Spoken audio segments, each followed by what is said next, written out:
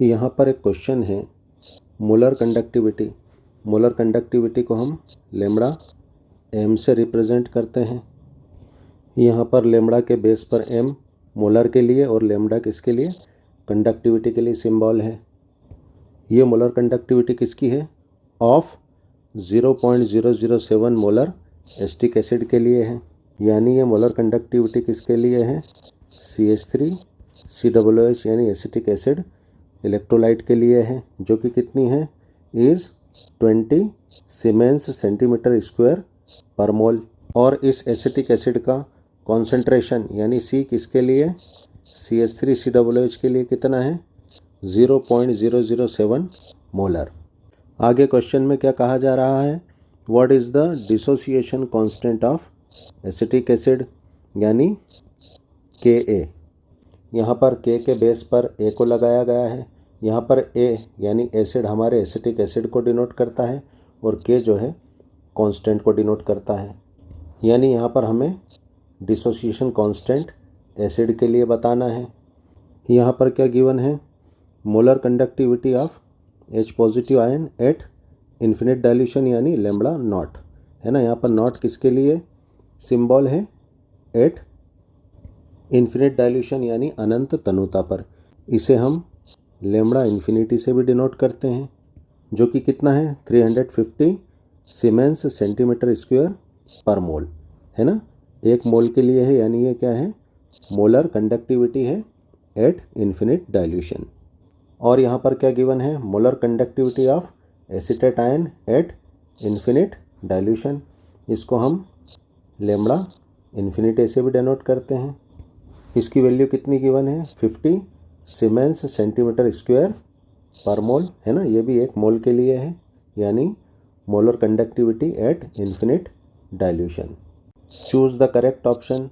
तो यहाँ पर आंसर होगा सी। ये किस तरह से होगा, आइए हम देखते हैं। यहाँ पर हमारी ये सब गिवन वैल्यूज़ है और हमें क्या निकालना है, डिसोसिएशन कांस्टेंट एसिटिक एसिड के लिए निकालना है। तो सबसे पहले हमें क्या निकालना होगा, डिग्री ऑफ डिसोसिएशन यानी अल्फ़ा निकालना होगा। Alpha is equal to lambda M यानी molar conductivity of acetic acid upon lambda M nought या इन्फिनिटी, यानी molar conductivity of acetic acid at infinite dilution. हम जानते हैं इन्फिनिट डाइल्यूशन पर मोलर कंडक्टिविटी को क्या कहते हैं, हम लिमिटिंग मोलर कंडक्टिविटी भी कहते हैं। तो यहाँ पर ये क्या हो जाएगा, limiting molar conductivity of acetic acid भी बोल सकते हैं हम इसको। हम जानते हैं किसी भी इलेक्ट्रोलाइट की जो मोलर कंडक्टिविटी होती है उसमें जो है उसके आयंस का योगदान होता है, यानी करंट को ले जाने में जो है उस इलेक्ट्रोलाइट के आयंस का कंट्रीब्यूशन होता है। तो यहाँ पर हमारा इलेक्ट्रोलाइट क्या है, एसिटिक एसिड है, जो कि क्या होता है, बहुत वीक होता है, वीक इलेक्ट्रोलाइट है। और ये आयनाइज होकर कौन से आयंस देता है, H पॉजिटिव और CH3COO नेगेटिव, यानी हाइड्रोजन आयन और एसीटेट आयन देता है। और एसिटिक एसिड के वीक होने की वजह से हमें ये आयंस जो है बहुत कम मात्रा में मिलते हैं। और हम जानते हैं करंट को ले जाने में यानी कंडक्टिविटी में किसी भी इलेक्ट्रोलाइट के जो है आयंस का कंट्रीब्यूशन होता है। एसिटिक एसिड की molar conductivity at infinite dilution में क्या फार्मूला हो जाएगा इसका, lambda M nought is equal to क्या हो जाएगा, एसिटिक एसिड के दोनों आयंस का कंट्रीब्यूशन हो जाएगा, यानी इनका सम हो जाएगा। यानी इलेक्ट्रिसिटी को पास करने में उसकी कंडक्टिविटी में जो है दोनों आयंस कंट्रीब्यूट करेंगे, तो क्या हो जाएगा, lambda H positive not plus lambda CH3COO negative not. तो यहाँ पर हम इनकी वैल्यूज़ यानी 350 और जो है 50 को पुट कर देंगे। तो यहाँ पर जो है एसिटिक एसिड की molar conductivity at infinite dilution क्या हो जाएगी, 400 हो जाएगी। अब लेमड़ा एम नॉट की इस वैल्यू को हम यहाँ पर पुट कर देंगे और लेमड़ा एम यानी मोलर कंडक्टिविटी क्वेश्चन में हमारी गिवन है कितनी है, 20 सीमेंस सेंटीमीटर स्क्वायर पर मोल।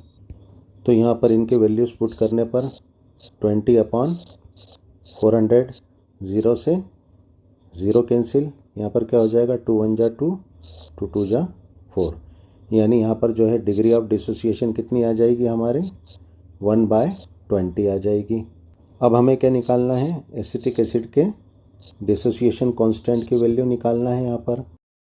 तो एसिटिक एसिड के डिसोसिएशन कांस्टेंट का फार्मूला क्या हो जाएगा, हम जानते हैं कि जब ये रिएक्शन स्टार्ट अभी नहीं हुई है, यानी time t is equal to 0 पर एसिटिक एसिड का कॉन्सेंट्रेशन क्या है, मान लो C है।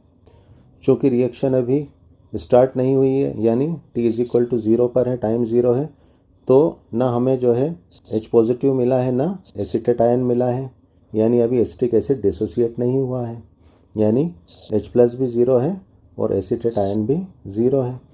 अब t is equal to t, यानी टी टाइम पर C कॉन्सेंट्रेशन वाले एसिटिक एसिड का डिसोसिएशन C अल्फ़ा हो जाएगा। अब हाइड्रोजन आयन का कितना कॉन्सेंट्रेशन डिसोसिएट होकर इधर आएगा, C अल्फ़ा आएगा, क्योंकि सीधी सी बात है ये डिसोसिएट किस में से हो रहा है, एसिटिक एसिड में से, तो जितना डिसोसिएट हुआ उतना ही डिसोसिएट होकर इतना आएगा, और उतना ही जो है एसिटेट आयन का कॉन्सेंट्रेशन, यानी एसिटेट आयन का भी C कॉन्सेंट्रेशन डिसोसिएट होकर इधर आएगा, यानी कि C अल्फ़ा। यानी हमें H पॉजिटिव आयन का डिसोसिएशन C अल्फ़ा और एसिटिक एसिड का जो है डिसोसिएशन C अल्फ़ा प्राप्त हो जाएगा टाइम t पर। तो एट इक्विलिब्रियम, यानी इक्विलिब्रियम पर यहाँ पर जो है एसिटिक एसिड का कितना कॉन्सेंट्रेशन शेष बचेगा, रिमेनिंग बचेगा C माइनस C अल्फ़ा, और यहाँ पर जो है C अल्फ़ा और C अल्फ़ा रिमेनिंग, यानी शेष बचा हुआ कॉन्सेंट्रेशन यानी सांद्रता होगी किस पर, एट इक्विलिब्रियम यानी साम्यावस्था पर।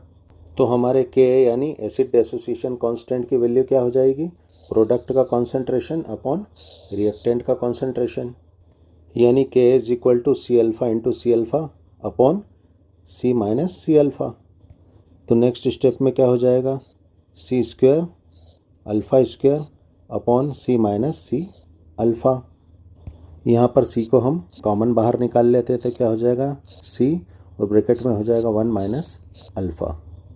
हम जानते हैं यहाँ पर हमारा अल्फ़ा डिग्री ऑफ डिसोसिएशन है।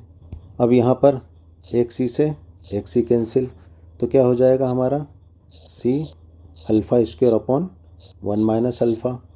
हम जानते हैं हमारा जो एसिटिक एसिड इलेक्ट्रोलाइट है ये बहुत ज़्यादा वीक होता है, यानी इसका अल्फ़ा यानी डिग्री ऑफ डिसोसिएशन बहुत कम होता है, यानी एसिटिक एसिड के लिए डिग्री ऑफ डिसोसिएशन जो है 1 से जो है बहुत बहुत बहुत कम होता है ना। एसिटिक एसिड के लिए डिग्री ऑफ डिसोसिएशन जो है 1 से बहुत लेस होता है, बहुत कम होता है, तो हम जो है यहाँ पर अल्फ़ा को नेग्लेक्ट कर सकते हैं। तो यहाँ पर फार्मूला क्या हो जाएगा, C अल्फ़ा स्क्वायर अपॉन 1, या हम कह सकते हैं ये क्या हो जाएगा C अल्फ़ा स्क्वायर। तो हमें डिसोसिएशन कांस्टेंट का क्या फार्मूला मिल गया एसिटिक एसिड के लिए, C अल्फ़ा स्क्वायर। अब इस फार्मूले में हम वैल्यूज़ को पुट कर देंगे। हमारा C क्या है, यानी कॉन्सेंट्रेशन एसिटिक एसिड के लिए 0.007 मोलर। तो यहाँ पर जो है हम C की वैल्यू 0.007 पुट कर देंगे इनटू अल्फ़ा स्क्वायर, यानी अल्फ़ा हमारा कितना है, जो कि डिग्री ऑफ डिसोसिएशन है, हमारा अल्फ़ा आया था 1/20।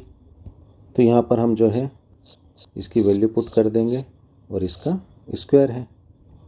इसको हल करने पर हमारी वैल्यू Ka के लिए कितनी आ जाएगी, 1.75 इंटू 10⁻⁻5, जो कि हमारा आंसर C है, 1.75 इंटू 10⁻⁻5 पर मोल पर लीटर या पर mole litre. Thanks for watching. Video को लाइक कर देना, फटाफट सब्सक्राइब करो।